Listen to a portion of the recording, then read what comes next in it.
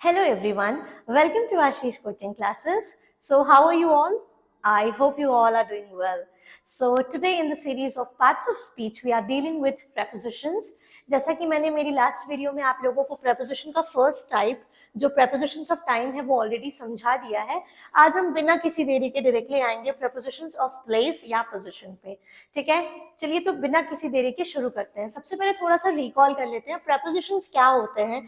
prepositions वो होते हैं जो नाउन को किसी भी सेंटेंस में जो नाउन होता है उसको वर्ड्स के दूसरे पार्ट से रिलेट करने का काम करते हैं. क्या करने का काम करते हैं? रिलेट करने का काम करते हैं. वो दूसरे वर्ड्स कुछ भी हो सकते हैं, नाउन, वर्ब, एडजेक्टिव, तीनों में से कुछ भी हो सकते हैं. ठीक है, तो चलिए आज हम देखते हैं preposition of place. आज हम पढ़ने वाले हैं preposition of place के बारे में. ठीक है, तो सबसे पहले हम देखते हैं कि ये preposition of place का काम क्या होता है, आखिर ये क्या करते हैं. जैसा कि हमने preposition of time में समझा था, ये हमको समय के बारे में बताते हैं, समय का बोध कराते हैं अगर मैं हिंदी में कहूँ तो. लेकिन इंग्लिश में preposition of place अगर हम इंग्लिश में बात करें so they help in identify places और location and position. ठीक है, हमको जो preposition of place होते हैं या position होता है वो हमको मदद करता है कि हम places का पता कर सकें, location का, position का. ठीक है, जो prepositions होंगे place के वो आपको specifically बोलूं तो सिर्फ जगह के बारे में बताएंगे. जगह मतलब कोई स्पेसिफिक जगह नहीं कि अमेरिका या फिर इंडिया या फिर ऐसा कुछ. Inside, outside, in, on, at हम इसमें भी पढ़ने वाले हैं. ठीक है, अब आप सोचेंगे कि हमने preposition of time में भी देखा था, तो preposition of time टाइम के बारे में बताते हैं. लेकिन यहाँ पे जो हम इन, ऑन, एट पढ़ेंगे वो हमको प्लेस के बारे में बताएंगे या पोजीशन के बारे में बताएंगे. ठीक है, तो बिना किसी देरी के हम डायरेक्टली अपने preposition की प्रैक्टिस पर आते हैं. ठीक है, सबसे पहला जो है preposition हम देखेंगे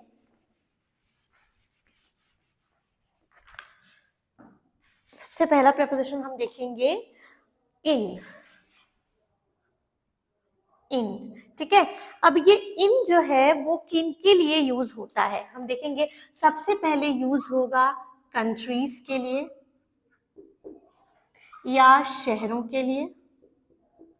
ठीक है, उसके बाद यूज होगा एनक्लोज्ड स्पेसेस के लिए.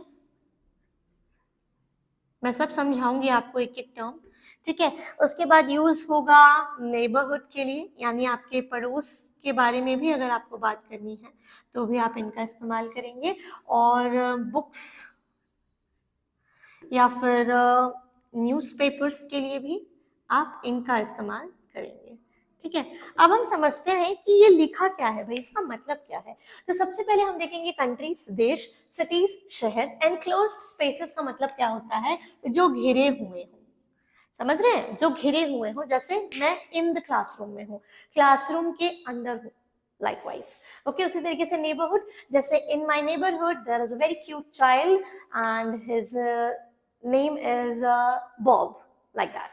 okay, books, in that book हम कहते हैं ना मैंने उस बुक में पढ़ा, in that book I read about cells and all that. ठीक है, न्यूज़पेपर्स, न्यूज़पेपर मतलब ऑब्वियसली जो न्यूज़पेपर आप डेली रिसीव करते हैं एट योर होम. ठीक है, उसमें भी आप इन, जैसे in the newspaper I saw about the recent accident that happened on that particular road.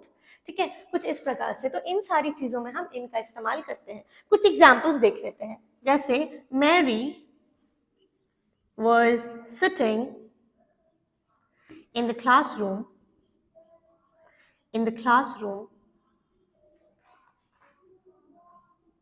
and thinking about an article that she read in the Times of India. Times of India. ठीक है, चलिए अब एक ही sentence में मैंने आप लोगों को दो तरीके से preposition का यूज बता दिया है. ठीक है, इन द क्लासरूम में बैठी थी और सोच रही थी. किस चीज के बारे में सोच रही थी? उसने जो न्यूज़पेपर में उस दिन आर्टिकल पढ़ा था in the Times of India. उसी तरीके से इन सिटीज में इन अमृतसर या in Mumbai, in India, in the box या in the classroom, in the room, in the park. ठीक है, neighbourhood, in my neighbourhood, books और न्यूज़पेपर का एग्जांपल मैं आप लोगों को दे चुकी हूँ. तो कुछ इस तरीके से आप इनका इस्तेमाल करेंगे. ठीक है, नाउ कमिंग टू ऑन. ठीक है, अब हम आते हैं ऑन पे.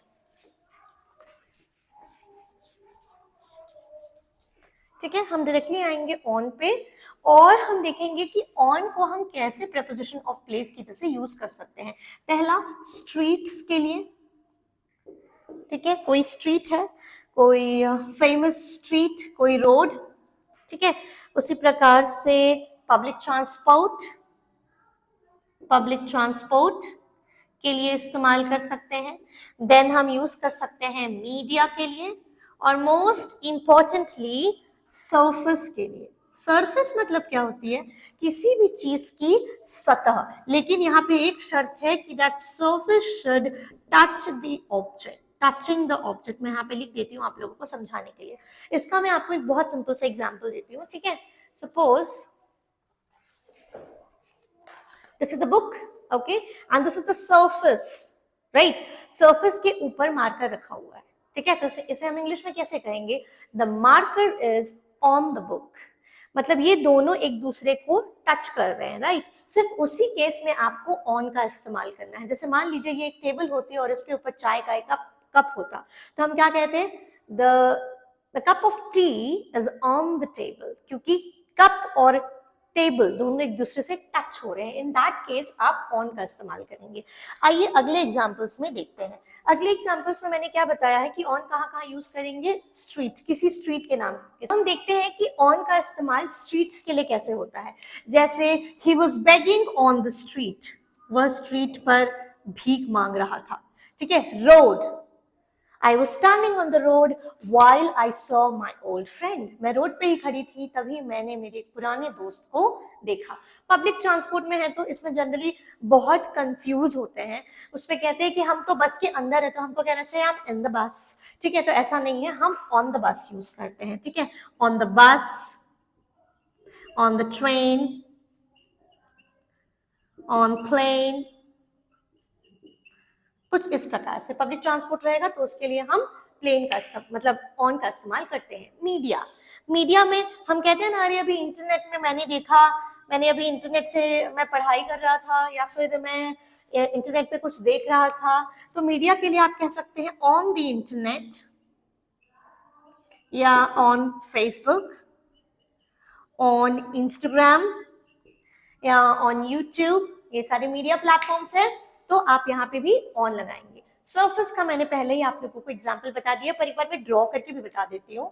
Suppose this is a table and इसके ऊपर चाय की एक प्याली रखी हुई है, ठीक है। This is the saucer, let me draw the saucer, ठीक है। तो ये दोनों हम देख रहे हैं कि एक दूसरे से टच्ड हैं। सिर्फ उसी केस में हम ऑन का इस्तेमाल करते हैं। The cup is on the table, the both are touching each other like that, okay. सिर्फ उसी केस में हम ऑन का इस्तेमाल करेंगे। तो आई होप ये आपको समझ में आया होगा। It is quite easy, daily basis में आप ये बहुत इस्तेमाल करते हैं। नाउ कमिंग टू एक्ट, ठीक है। अब हम देखेंगे एक्ट। अब एट किसके साथ यूज किया जाए, तो एट पहले यूज किया जाता है एड्रेसेस के साथ। एड्रेसेस बोले तो जो पता वगैरह होता है, ठीक है, किसी स्पेसिफिक लोकेशन। इसको मैं थोड़ा विशेषता आप लोगों को अच्छे से समझाऊंगी, ठीक है। उसके बाद हम देखेंगे होम, अगर आप घर पे हो, एट होम, या स्टडी समवेयर, या फिर आप वर्क पे हैं, अपने काम पे हैं, दैट केस, ठीक है। टॉप, बॉटम, एंड, इनके साथ भी हम एट का इस्तेमाल करते हैं। Now coming to addresses, I live at Marconi street, Marconi street at, मैं स्पेशली पता, एड्रेस की बात कर रही हूँ, जो मेरा एड्रेस है, जो मेरा पता है, right. Specific location, of that's is a matter of concern. कैसे पढ़ेंगे स्पेसिफिक लोकेशन, ठीक है। तो स्पेसिफिक लोकेशन का मतलब है जब आप विशेषकर किसी चीज के बारे में बात कर रहे हो। जैसे एक बड़ी सी सिटी है, वहां पे कहीं आप घूमने गए हुए हैं, जैसे आप मान लीजिए लाइब्रेरी में हैं या फिर आप म्यूजियम गए हुए हैं, ठीक है। तो in that case specific location काम आता है जब आप स्पेसिफिकली किसी को बताने के लिए व्हेन यू यूज दैट, ठीक है। जैसे at the museum, I am at a restaurant, मैं एक रेस्टोरेंट में हूं, ठीक है। उसी प्रकार से home, I am at home, I am study, I am at study, ऐसा मत भूलिएगा, ठीक है। स्टडी मतलब एट स्कूल, जब आप पढ़ाई के पर्पज से जाते हैं, या फिर at university, at the college, I'm at the college. ठीक है. Now next is I'm at work, at the top, at the bottom, at the end. इसके साथ भी हम at का ही इस्तेमाल करते हैं. ठीक है. तो आई गेस at आप लोगों को समझ में आ गया होगा. स्पेशली आपको at में ये तो याद रखना ही है, स्पेसिफिक लोकेशन. Specific location. ठीक है.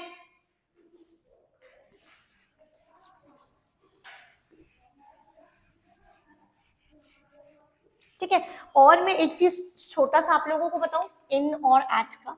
ठीक है. इसमें बहुत लोग कंफ्यूज होते हैं, तो मैं एक छोटी सी चीज बताना चाहूंगी. मैंने कुछ साल पहले I was just reading a book, a grammar book, and I came across a short article about prepositions. उसमें मैंने देखा था इन और एट का यूज. जैसे अगर मैं कहूँ I am in the hospital तो भी सही है, और अगर मैं कहूँ एट द हॉस्पिटल तो भी सही है. Yes, these two phrases are absolutely correct. So what is the difference? कब लगाऊं in और कब लगाऊं at? Now that is a question. ठीक है. तो उसका आंसर कैसे होगा मैं बताती हूँ. I'm here. ठीक है. तो अगर आप in the hospital, suppose if I say I'm in the hospital, means मैं यहाँ पे admitted हूँ. ठीक है. मेरा इलाज चल रहा है, अभी मेरा 1 महीना फुर्सत है. I will be in the hospital itself. ठीक है. लेकिन अगर मैं मान लीजिए कि मेरी कोई फ्रेंड आई है या फिर मैं किसी से मिलने गई हूँ इन द हॉस्पिटल, तो मैं क्या कहूंगी? At the hospital. I am at the hospital, मतलब मैं टेम्पररी टाइम के लिए गई हुई हूँ भाई, मैं वापस आऊंगी. उसी प्रकार से अगर मैं स्कूल में मान लीजिए पढ़ने के लिए गई हूँ, जब हम अपनी रेगुलर एक्टिविटीज के लिए कहीं पे जाते हैं, रेगुलर एक्टिविटीज मतलब जो चीज हम रोज करते हैं उस जगह पे. जैसे अगर मैं एक स्टूडेंट हूँ तो मैं स्कूल क्यों जाऊंगी? पढ़ने जाऊंगी ना ऑब्वियसली. तो इन द स्कूल. लेकिन सपोज मैं एक पेरेंट हूँ और अपने बच्चे को पिक करने गई हूँ, तो that is a very temporary action. I will pick my child and I will come back home, right?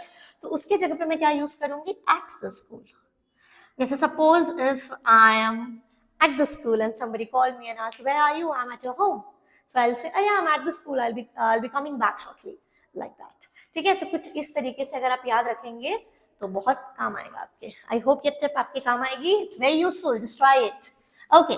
Now coming to, अब हाँ, इन ऑन एट जो बेसिक थे वो तो मैंने करा दिए. अब मैं कुछ ऐसे prepositions कराने जा रही हूँ जो कि रेगुलर यूज में काम आते हैं. वैसे बहुत सारे prepositions हैं, तो उसमें से मैंने कुछ जो डेली यूज में काम आते हैं वो आप लोगों के लिए चुना है ताकि आप इंग्लिश बोल सकें प्रॉपरली. ठीक है. So the next one is under. Under. Now when to use under, बहुत बड़ा क्वेश्चन है, बहुत डाउट होता है इसमें आज भी बच्चों को. भले वो क्लास 1 से पढ़ेंगे, फोटोज देख देख के पढ़ेंगे, but still they are facing doubts. ठीक है. So let's clear this today permanently. For things that are below other objects covered by another object. Specially ये तो याद रखेंगे ही, मैंने स्पेशली नोट्स बनाया है for teaching you. covered by other objects. ठीक है. मैं इसमें एक पिक्चर का भी इस्तेमाल करूंगी. ठीक है. ध्यान देंगे आप लोगों. ये है सपोज एक बेड है. ओके. और इसके नीचे है एक बॉल. ध्यान दीजिएगा. ओके.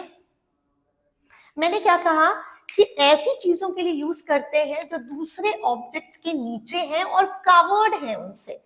अगर मान लीजिए कोई छोटा सा बॉल है और उसके ऊपर बेड है, ध्यान दीजिएगा, तो वो बॉल को बेड कवर कर रहा है कि नहीं? कर रहा है ना. ठीक है. तो वैसी चीजों के लिए हम अंडर का इस्तेमाल करते हैं. जैसे मैं एग्जाम्पल लूंगी, इसी का एग्जाम्पल ले लीजिए. The ball is under the table या फिर बेड. ठीक है. उसी प्रकार से the cat is under the tree, मतलब कहीं ना कहीं ट्री ने उसको कवर कर रखा है, राइट? ओके. सो ऐसे केसेस में viewers you will use under. ठीक है.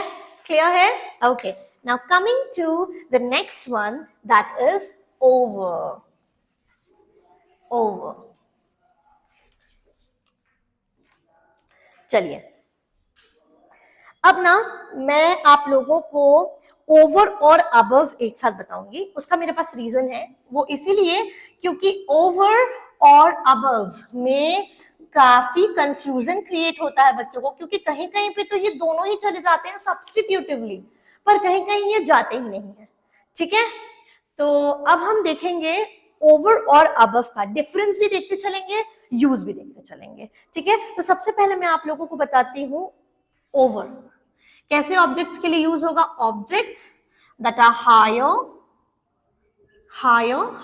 As in position. ठीक है, मैं ब्रैकेट में यहां लिख देती हूं in position from another objects. ठीक है, now what does it show? It shows movement. ध्यान रहेगा ना, ये बहुत ज्यादा जरूरी पॉइंट है, इसी से आप लोगों को दोनों के बीच का डिफरेंस क्लियर होगा। ठीक है, और अबव में भी किस चीज के लिए यूज होता है? ये भी सेम चीज के लिए यूज होगा, objects at higher position, but there is a slight difference. ठीक है, वो स्लाइट डिफरेंस क्या है कि इट शोज नो मूवमेंट। ये दिखाता है कि मूवमेंट नहीं हो रहा है। ठीक है, इट डजंट शो नंबर, ये नंबर नहीं दिखाता है, बट ये नंबर दिखाता है, शोज नंबर। ठीक है, अब चलिए थोड़ा सा समझते हैं। ठीक है, ये दोनों चीजें अपने हायर लेवल के ऑब्जेक्ट्स को दिखाने के काम आता है। Now look here, these are two markers, one is below and one is above और ओवर। कैसे यूज करना है अब वो हम देखेंगे। The next point is shows movement and shows no movement. No movement को मैंने सिंगल इन्वर्टेड कॉमर्स में रखा है to highlight it for you. ठीक है, समझेंगे इस चीज को कैसे। चलिए मैं एक एग्जाम्पल दे करके बताती हूँ। ठीक है, जैसे the plane is flying over my head. ठीक है, मतलब यहां से नहीं, बहुत ऊपर से। ठीक है, नाउ कमिंग टू अबव। ठीक है, the ceiling is above my head. Okay, the head will be much better here. ठीक है, अब ध्यान दीजिएगा, यहाँ पे above यूज किया है मैंने और यहाँ पे मैंने यूज किया है over। और मैंने क्या कहा कि मूवमेंट दिखाता है। जो प्लेन मेरे ऊपर से जा रहा है वो ऑब्वियसली मूवमेंट में है। ठीक है, एक और एग्जांपल लेते हैं इसका, वॉकिंग ओवर द ब्रिज। हम ब्रिज के ऊपर चल रहे हैं तो मूवमेंट हो रहा है ना, इसीलिए हम ओवर का इस्तेमाल करेंगे। जहां पे भी हमको मूवमेंट दिखेगी हम ओवर का इस्तेमाल करेंगे। ठीक है, जैसे the car is passing by the flyover. ठीक है, मतलब फ्लाईओवर के उसके ऊपर से कार जा रही है, पर car is in the movement, right, वो मूव कर रही है, तो उस केस में हम ओवर का इस्तेमाल करेंगे। Now coming to the next one, above. ठीक है, अब सीलिंग जो है मेरे ऊपर, क्या वो हिल रही है या क्या वो मूव कर रही है? No, not in any case. ठीक है, वो तो स्टैटिक है। ठीक है, तो हम उसके लिए क्या यूज करेंगे? above my head. Now coming to the next difference, क्या कह रहा है? shows number. Obviously it shows number. जैसे the internet users have increased over 1 million. मतलब 1 मिलियन से भी ज्यादा लोग, यहाँ पे मैं अमाउंट बता रही हूँ, 1 मिलियन से भी ज्यादा लोग आजकल एक्टिव इंटरनेट यूजर्स हैं।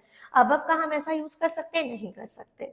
ठीक है, तो ये कुछ कॉमन चीजें हैं जो अगर आप ध्यान रखेंगे तो आपको बहुत काम आएगा। चलिए एक बार मैं शॉर्ट में थोड़ा सा ना एग्जाम्पल भी आप लोगों को दिखा देती हूँ, तो आप लोग को दिक्कत नहीं होगी।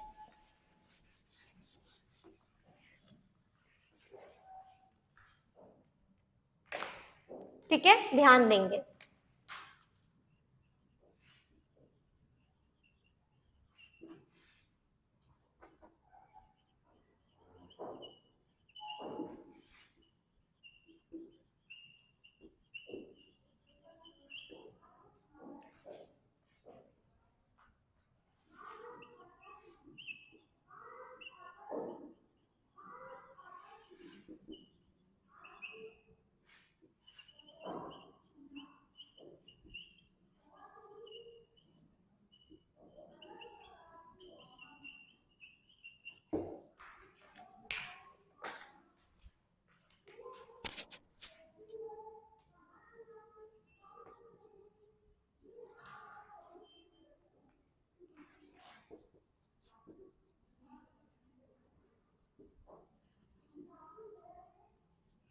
ठीक है, चलिए ध्यान दीजिए। The man is passing over the bridge, क्या मूवमेंट है?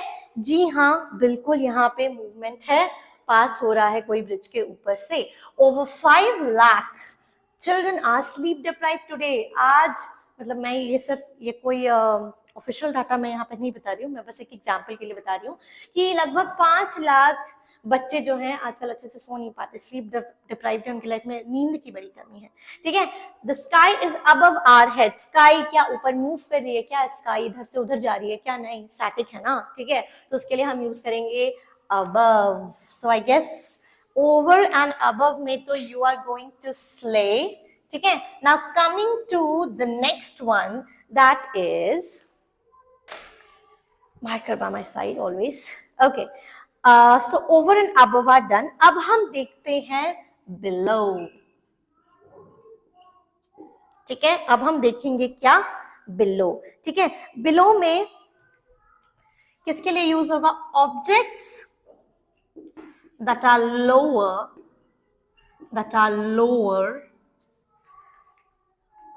than other objects. ठीक है, ऐसे ऑब्जेक्ट्स के लिए यूज होगा जो कि नीचे होंगे, लोअर देन होंगे दूसरे ऑब्जेक्ट्स के। ठीक है, so basically when we talk about below, आपने देखा होगा हम अंडर ज्यादा यूज करना प्रेफर करते हैं, बिलो से ज्यादा हम अंडर का इस्तेमाल करते हैं। ठीक है, तो देखिए बिलो में क्या होगा कि कोई भी जो ऑब्जेक्ट है या किसी भी आप जगह के बारे में बात कर रहे हैं वो नीचे होगी। ध्यान देंगे कैसे, इसका एक एग्जाम्पल लेते हैं। There is a flower shop below my house, below my house. ठीक है, यहाँ पे क्या कह रहा है कि मेरे घर के नीचे एक फ्लावर की दुकान है, फूल बेचने वाले की, एक फ्लोरिस्ट की दुकान है।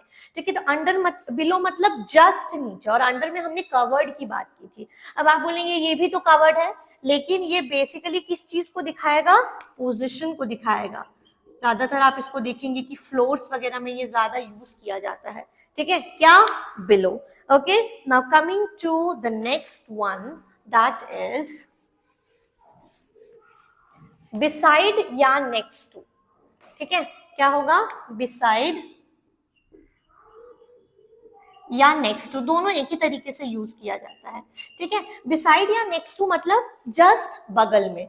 ध्यान देंगे, जैसे मान लीजिए ये एक बॉक्स है, दिस इज अ बॉक्स, उसके बगल में ही है ये बॉल। ठीक है, तो ये क्या हो जाएगा? बिसाइड। इसको हम हिंदी में क्या कहते हैं? बगल में, जस्ट बगल में हम कहते हैं ना, उसी प्रकार से। ठीक है, there is a medical shop next to my house, there is a medical shop next to my house, medical shop next to my house मतलब मेरे घर के जस्ट बगल में, ना दूर ना पास, मैं वो बात ही नहीं कर रही हूँ, मैं कह रही हूँ जस्ट बगल में। ठीक है, और अगर आपको यहाँ पे नेक्स्ट टू यूज नहीं करना है तो आप बिसाइड यूज कर सकते हैं, बिसाइड माई हाउस। आप दोनों को सब्स्टिट्यूटिवली भी यूज कर सकते हैं, जहां पे बिसाइड होगा वहां पे नेक्स्ट टू भी लग सकता है, नेक्स्ट टू है वहां पे बिसाइड भी लग सकता है। ठीक है, तो ये दोनों तो काफी इजी थे। चलिए अगला अब हम देखने वाले जो है वो है नियर एंड फार। ठीक है, हम क्या देखने वाले हैं? नियर या फार, नियर एंड फार, पास और दूर। तो ऑब्वियसली नियर क्या दिखाता है? कोई भी चीज क्या है? क्लोज है, objects that are close, that are close. ठीक है, और फार क्या दिखाता है? Objects that are far away, जो क्या है? दूर है। ठीक है, ध्यान देंगे ये बगल वाला सिस्टम नहीं है ना, बिसाइड आपने बोला मतलब जस्ट बगल में। ठीक है, नियर का देखेंगे, जैसे ये बॉक्स है इससे नियर है, ये बिसाइड के लिए यूज नहीं होगा, यहाँ पे आप नियर बोलोगे। ठीक है, और objects that are far away मतलब यहाँ बॉक्स है और यहाँ लगभग वॉल है, इतनी दूर में। ठीक है, तो नियर हम पास के लिए यूज करते हैं और फार हम दूर के लिए यूज करते हैं। जैसे there is a park near my house, there is a park near my house,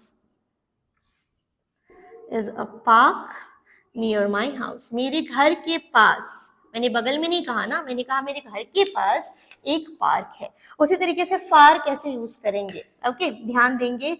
my house is far, much far than yours, ठीक है। मेरा घर तुम्हारे घर से काफी दूर है, हम दूरी को बता रहे हैं, ठीक है, डिस्टेंस को बता रहे हैं कि एक जगह की दूसरे जगह से डिस्टेंस कितनी ज्यादा है, ठीक है। तो इसके लिए हम यूज करेंगे near and far. Now coming to the next one, that is अगला है जो वो है आफ्टर, ठीक है। आफ्टर, यहां पे क्या होगा, one follows the other, one follows the other. और अब आप बोलेंगे कि आफ्टर का मतलब तो बाद में होता है। जी हाँ, मैं भी वही कह रही हूँ, आफ्टर का मतलब बाद में होता है। ये प्रेपोजिशन ऑफ टाइम भी है पर प्रेपोजिशन ऑफ प्लेस भी है। देखेंगे कैसे, इसका मैं एक एग्जाम्पल बताऊंगी तब आप लोग को समझ में आ जाएगा, ठीक है। My house is situated just after the bank, ठीक है। मेरा घर जो है, जो सिचुएटेड है, मतलब मेरा जो घर है वो कहाँ है, जस्ट बैंक के बाद है, ठीक है। मतलब बैंक के बाद ही आता है मेरा घर, तो वहां पे आप आफ्टर का इस्तेमाल करेंगे। और यहाँ पे आप देखिए वो आपको पोजीशन की बात बता रहा है, कोई चीज कहाँ पे है, कुछ इस तरीके से, ठीक है। तो आफ्टर को हम प्रेपोजिशन ऑफ टाइम भी यूज कर सकते हैं, no doubt, and preposition of place भी यूज कर सकते हैं। जैसे my school is just after the park, मतलब पार्क के जस्ट बाद मेरा स्कूल है। आप ये भी बोल सकते हैं कि माई school is beside a park, ये भी सही है, ये गलत नहीं है। पर ये हम इसलिए बताते हैं क्योंकि हिंदी में भी हम अलग अलग तरीके से बोलते हैं। हम ये भी कहते हैं कि बगल में है, हम ये भी कहते हैं कि उसके बाद आता है। तो दोनों के लिए कुछ ना कुछ टर्म तो होना चाहिए ना, तो वो दोनों के लिए मैंने आप लोग को ये टर्म्स बता दिए हैं, ठीक है। अब अगला हम देखेंगे बिटवीन एंड अमंग। और बिटवीन और अमंग को मैं एक साथ बताना चाहूंगी क्योंकि इसमें भी बहुत कंफ्यूजन होता है, पर आज की क्लास के बाद आप लोग को कोई भी कंफ्यूजन नहीं होने वाला है, ठीक है। ध्यान देंगे, बिटवीन हम कब यूज करते हैं, ऑब्जेक्ट्स इन द मिडल, ठीक है, objects surrounded by other objects. इसका मैं एक बहुत ही अच्छा एग्जाम्पल देना चाहूंगी जो मैं हमेशा मेरे बच्चों को, जब मैं अमंग और बिटवीन समझाती हूँ तो मैं हमेशा ये चीज बताती हूँ। अगर आप क्लास में आए सपोज, और मैंने आप लोगों को कहा कि मान लीजिए आपका नाम है प्रत्युष, और मैंने कहा Pratyush sit between max and John, तो मतलब आपको मैक्स और जॉन के बीच में ही बैठना है आपको, ठीक है। आपको बीच में ही बैठना है। ये देखिए प्रत्युष बैठा हुआ है, ठीक है। Now coming to among, object in the middle, आपको देखिए ऑब्जेक्ट कहाँ है आपका, ये मिडिल में है। अब हमको देखना है अमंग, ठीक है। और अगर मैंने कहा सिट अमंग दोज बॉयज, यानी उन लड़कों के पास बैठो, बीच में आप कभी भी बैठो, आप साइड में बैठो, लेकिन उन्हीं के इर्द गिर्द आप लोगों को बैठना है। ध्यान देंगे, यहाँ पे देखिए बहुत सारे ऑब्जेक्ट्स हैं, ठीक है, बहुत सारे ऑब्जेक्ट्स हैं इसमें, कहीं भी, ठीक है। सो दैट इज अमंग, उनके बीच में, ठीक है। दोनों को हिंदी में बीच में ही कहते हैं, बिटवीन बीच में, अमंग भी बीच में कहते हैं, पर इंग्लिश में आपको ऐसे उसका डिफरेंस समझना है कि अगर अमंग होगा तो बहुत सारे ऑब्जेक्ट्स होंगे और अगर बिटवीन होगा तो सिर्फ 2 होंगे। कितने होंगे, सिर्फ 2 होंगे, ओके, ठीक है। Now coming to next one, that is around, ठीक है। अराउंड बहुत ज्यादा इजी है अराउंड, ठीक है। चलिए समझते हैं, ऑन एवरी साइड ऑफ, ठीक है, या फिर हम कब इसे यूज करेंगे, इन और टू मेनी प्लेसेस, इन और to many places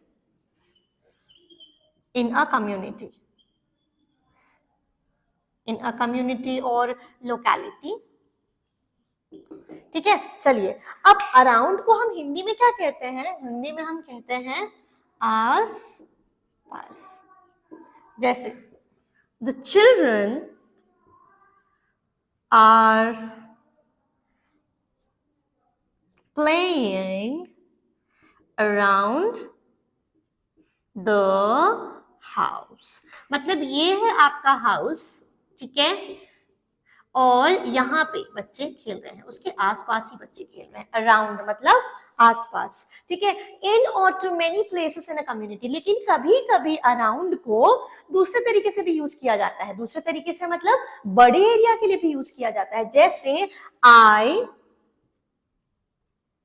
I rode my bicycle around the village।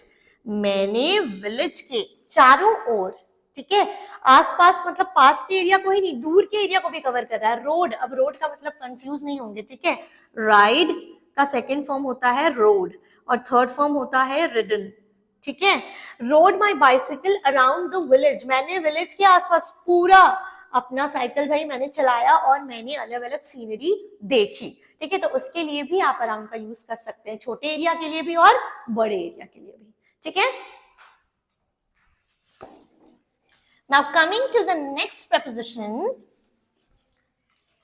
that is across, ठीक है। चलिए अब across और थ्रू को भी मैं एक साथ समझाना चाहूंगी। समझ ही गए होंगे आप लोग कि ऐसा क्यों है, क्योंकि दोनों के बीच में थोड़ा सा कंफ्यूजन हो सकता है, ठीक है। चलिए देखते हैं ना, अक्रॉस हम कब यूज करते हैं, ठीक है। On the other side, on the other side, ठीक है, या फिर from one side to another, from one side to another. इस चीज को बताने के लिए करते हैं, सबको पता है, बिल्कुल सही बात है। लेकिन अब हम देखेंगे through, from one side to another. अब ये क्या है, दोनों में सेम बोल रही है, फिर बोल रही है डिफरेंस भी है। जी हाँ, डिफरेंस है, छोटा सा डिफरेंस है। यहाँ पे हम देखेंगे इनसाइड। क्या आप कभी सबवे क्रॉस किए हैं? जैसे जो मेट्रो सिटीज होते हैं, अगर कोई वहाँ गया होगा, मैं ज़्यादा तो नहीं घूमी हूँ बट एक जगह पे मैं गई थी कोलकाता में, तो वहाँ पे बहुत क्राउडेड रहते हैं स्ट्रीट्स जो होते हैं, रोड्स होते हैं, स्क्वायर्स होते हैं, तो नीचे से सबवे बना होता है, आप आराम से वहाँ चलते हुए जाइए और उसको क्रॉस कीजिए। हम अंदर से जाके क्रॉस करते हैं, राइट, ऊपर से तो हम क्रॉस नहीं कर सकते बिकॉज ऑफ द ट्रैफिक। उसी एग्जाम्पल को ध्यान में रखिएगा। चलिए देखते हैं, ठीक है। I walked across the road, across the road, ठीक है, ध्यान देंगे ना। I walked through the subway, ठीक है। चलिए समझते हैं, ठीक, ध्यान देंगे ना। walked across the road, so basically this is the road और यहां से यहां तक मैंने क्या किया, क्रॉस किया।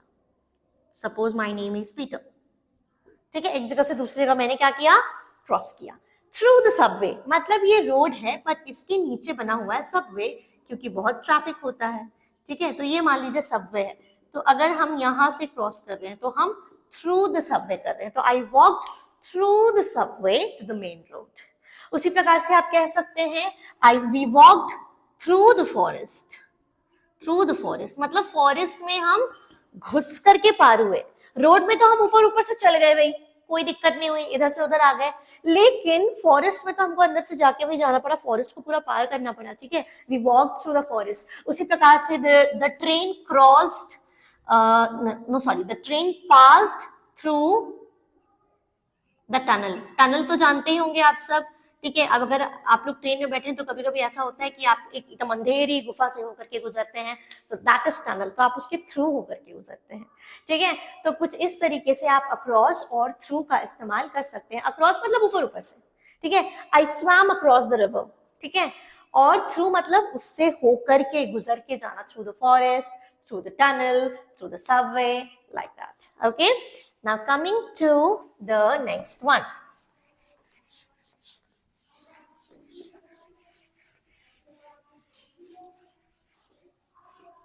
ठीक है, अब हम देखेंगे इन फ्रंट ऑफ एंड ऑपोजिट, इसको भी मैं एक साथ बताऊंगी, ठीक है, इन front of and opposite. Now let's understand this is very interesting, ठीक है.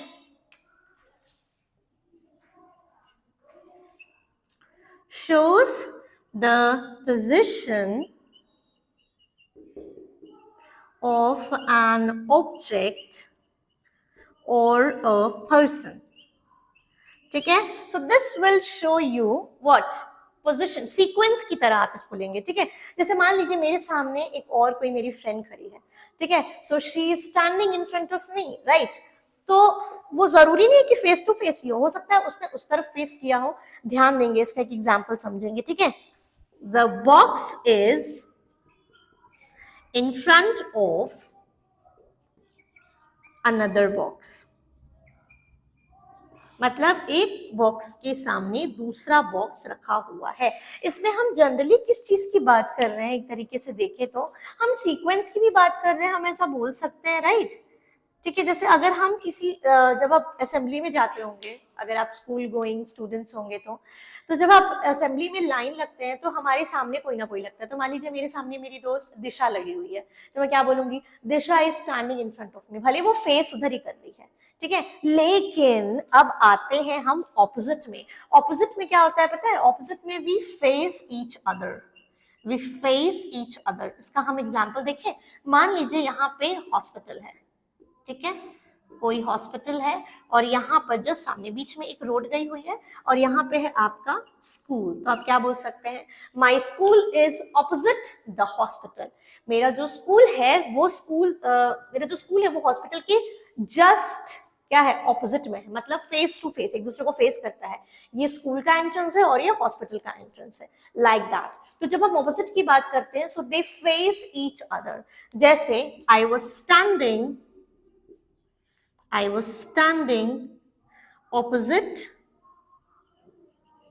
opposite my friend. मैं बिल्कुल अपनी फ्रेंड के सामने खड़ी थी.